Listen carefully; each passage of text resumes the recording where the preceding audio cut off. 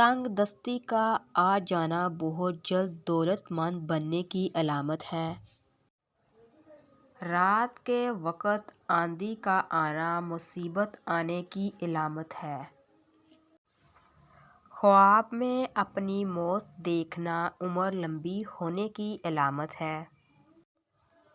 بدن پر چوٹ کا آنا گناہوں کے کم ہو جانے کی نشانی ہے۔ طویل بخار کا ہو جانا اللہ کے راضی ہونے کی علامت ہے۔ سائل کا آپ کے پاس چل کر آنا اللہ کے راضی ہونے کی نشانی ہے۔ دھوکہ ملنا رب کی طرف سے سیدھا راستہ ملنے کی نشانی ہے۔ گھر میں بلیوں کا آنا کاروبار میں برکت آنے کی نشانی ہے۔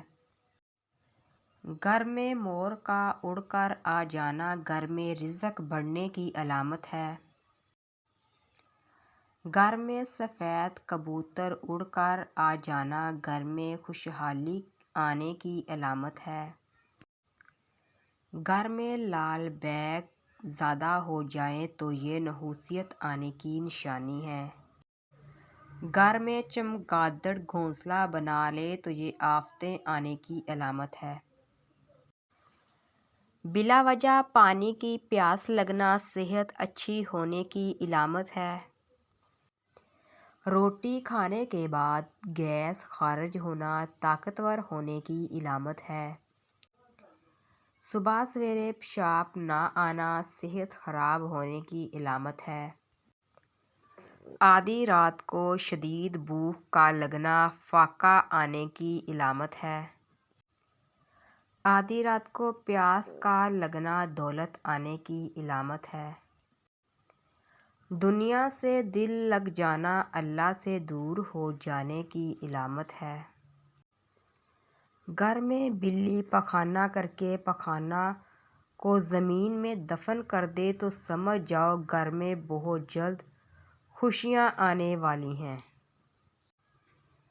ہنستے وقت آنکھ میں آنسو آنا نرم دل والے کی نشانی ہے۔ اندھیرے سے ڈر لگنا معصوم لوگوں کی ٹھوس علامت ہے۔ روٹی کھانے کے دوران چھینک کا آنا عمر لمبی ہونے کی نشانی ہے۔ کامیابی بازاروں میں نہیں بکتی بلکہ انسان اپنی عزم و حوصلے سے حاصل کرتا ہے۔ نئے دن کے ساتھ نئی طاقت اور نئے خیالات آتے ہیں۔ منزلیں سپاہیوں کا استقبال کرتی ہیں۔ بزدلوں کو راستے کا خوف مار دیتا ہے۔ زندگی مسلسل جدوجہد کا نام ہے کیونکہ اللہ ہر پرندے کو رزق دیتا ہے مگر اس کے گھونسلے میں نہیں ڈالتا۔ محنت کرنے والا اللہ کا دوست ہے۔ بہترین لقمہ وہی ہے جو اپنی محنت سے حاصل کیا گیا ہو۔ کمزور انسان گلہ کرتا ہے کہ حالات ہی ایسے تھے کہ میرے خواب چھن گئے۔ بہادر انسان کہتا ہے انہی حالات نے مجھے خواب دیکھنے پر مجبور کیا تھا۔